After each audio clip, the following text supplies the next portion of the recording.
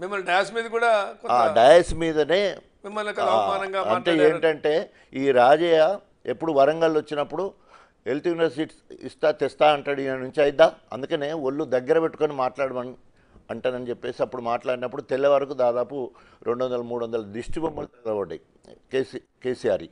So మొదటిసారి ఆత్మ గౌరవం మీద ఒక ఉప ముఖ్యమంత్రి మీద నువ్వు ఏమన్నా ఉండేది ఉంటే లోపల ఇంటర్నల్గా పిలిపించుకొని మాట్లాడారు. ఇంటర్నల్గా మాట్లాడుకోవాలి, కానీ అంత ఒక సదస్సులో అట్లా మాట్లాడడం వల్ల దళితుల ఆత్మగౌరవం దెబ్బతిన్నది. చాలా హట్ అయ్యారు.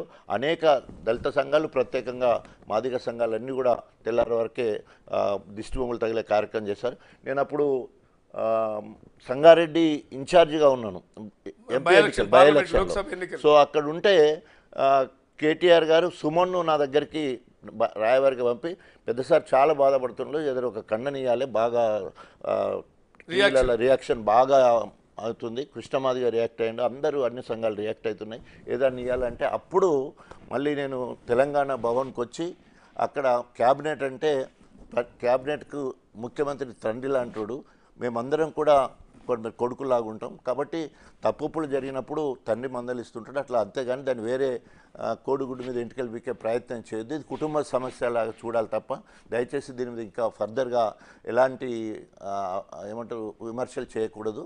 ఎందుకంటే ఇప్పుడిప్పుడే ఏర్పడ్డ కొత్త తెలంగాణ ప్రభుత్వంలో సో అనేక రకాలుగా వస్తుంటాయి, బట్ అన్నిని తట్టుకొని ముందుకు పోవాల్సి వస్తుంది కాబట్టి అని నేనే ప్రెస్ మీట్ పెట్టిన తర్వాత ఆ గొడవలు ఆగిపోవడం జరిగింది. రెండవసారి కూడా కానీ ఇక్కడ ఒకటి కొంతసేపు ఏమో అవినీతి ఆరోపణలను, ఒకసారి లేదు ఇందాక మీరు అన్నట్టుగా విస్తృతంగా